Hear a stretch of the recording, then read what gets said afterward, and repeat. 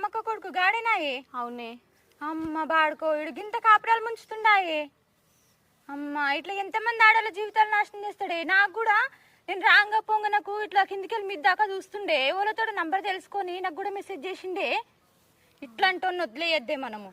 వాని ఖచ్చితంగా బుద్ధి చెప్పాలి మనం. ఏం చేస్తావే? చేద్దాం, వాని పని ఖచ్చితంగా చేద్దాం. ఇట్లా వదిలేస్తే వాడు మంచిగా ఎదిగాడు, అందరు ఇంకెంతమంది జీవితాల్లో నాశనం చేస్తాడే వాడు. శ్వేత, దాని జీవితాన్ని ఎట్లా నన్ను చేసి నిలబెడదామే, వానికి ఖచ్చితంగా బుద్ధి చెప్పే తీరాలని. నేను వానితో మాట్లాడుతాను, వానికి ఎట్లా పెట్టు బుద్ధి చెప్పాలా.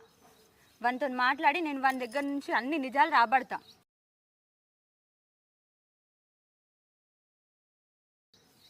ఎట్లా చేసినా సరేనే, కానీ ప్రూఫ్స్ మాత్రం మనకు ఖచ్చితంగా కావాలి. నేనున్నా కదనే, కంపల్సరీ దాని జీవితాన్ని నిలబెడతా. ఇంకొక ఆడదాని జీవితం నాశనం కాకుండా మనం నిరూపించాలి. ఇంకే ఆడది ఇంకొక మొగని చేతిలో ఇట్లాంటి భార్య భర్తలు విడిపోకుండా మనం బుద్ధి చెప్పాలి ఖచ్చితంగా.